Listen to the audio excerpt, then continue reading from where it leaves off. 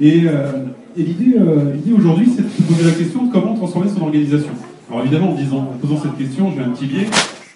Mais parlons d'abord de l'organisation X. Dans l'organisation X, on parle d'un postulat très simple. Alors, donc l'organisation X, elle part d'un postulat très simple.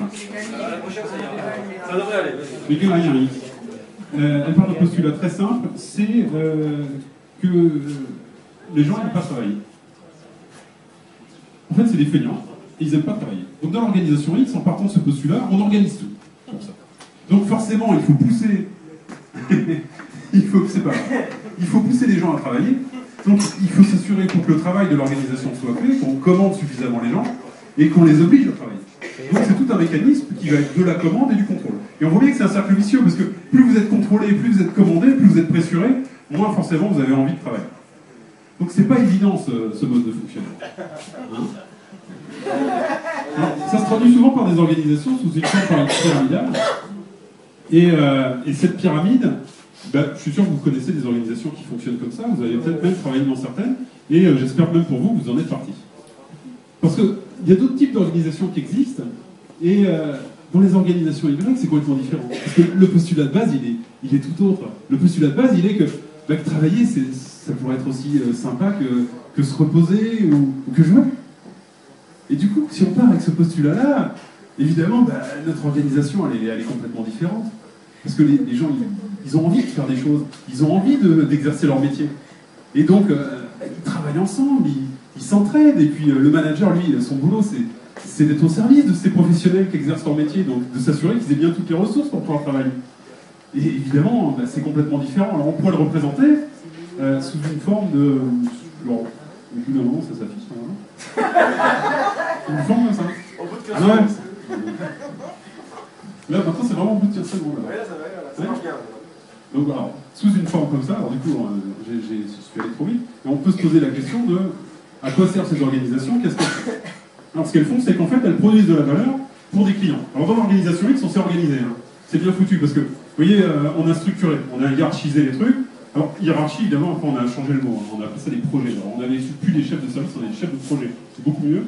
Et le problème, c'est que on passe 60% de son temps, ça c'est une étude très sérieuse de BCG, à faire autre chose que de produire de la valeur pour le client. Dans un projet, pas dans une organisation hiérarchisée mal foutue. 60%, c'est peut-être beaucoup. Alors qu'est-ce qu'on peut faire pour ça? On pourrait s'organiser un peu différemment. Alors je vous ai dit dans l'organisation Y, vous voyez, c'est simple, les mecs qui font le métier, ils sont toujours là, et on s'est organisé pour s'assurer qu'on a des gens dont le boulot, ce soit de s'assurer qu'ils aient toutes les ressources pour pouvoir travailler. Et vous voyez, l'information, elle est fluide, elle descend dans l'organisation parce qu'on en a besoin pour prendre les bonnes décisions et pour s'assurer que les autres ont bien les ressources pour travailler. Vous allez dire, mais ça existe, ça? Ouais, ça existe. Alors pour ça, il faut écouter son client. Parfois, il n'est pas très content. Mais il faut écouter ce qu'il dit. Et se poser la question, si tout le long de flux de valeur dont on a parlé, on produit de la valeur pour un client, mais si tout ça, on le ferait, alors vous voyez, vous imaginez, vous baladez, vous faites quel que soit votre boulot. Vous imaginez comment on produit de la valeur et vous imaginez que le client est derrière vous, il regarde et vous vous posez la question, il achèterait ce que je suis en train de faire? Vraiment? S'il savait qu'on le fait? Et du coup, ça va transformer votre organisation. Vous allez vous poser la question, est-ce qu'on pousse le travail sur des travailleurs, commande, contrôle, ou est-ce qu'on tire le travail? C'est-à-dire que le travail, le client en a besoin, il y a quelque chose dont il a besoin, et vous allez tirer le travail. Comment ça se passe? Comment vous allez faire ça? Il y a des boîtes qui sont organisées comme ça en vrai. Vous avez déjà limité le travail en cours. Parce que dans le travail en cours, ce qui est embêtant, c'est quand vous avez plusieurs choses à faire en même temps, vous gaspillez un petit peu d'énergie. Vous voyez là, c'est le un petit peu. 5 trucs en même temps, c'est 80% de gaspillage, c'est beaucoup. Là, vous repensez votre to-do list et toutes les choses que vous avez. Donc vous allez rendre tout ça visuel. Vous allez mettre ça sur le mur, sur un mur physique ou virtuel, et vous allez voir votre processus. Tout ce que vous avez à faire, et puis vous allez limiter le nombre de choses que vous allez accepter de faire en parallèle. Et pour pouvoir réussir ça, il faut investir sur les gens. Parce que si vous dites, oui, mais moi c'est commande et contrôle, parce que tous les gens ils sont X, c'est tous des feignants, forcément, eux aussi ils se sont adaptés, ils sont X aussi, il n'y a pas de raison. Donc si vous voulez passer en Y, il va falloir changer. Et puis être le changement que vous voulez voir dans l'organisation. Vous commencez par changer vous, votre façon de voir les choses, pour que tout le monde puisse changer. Merci beaucoup.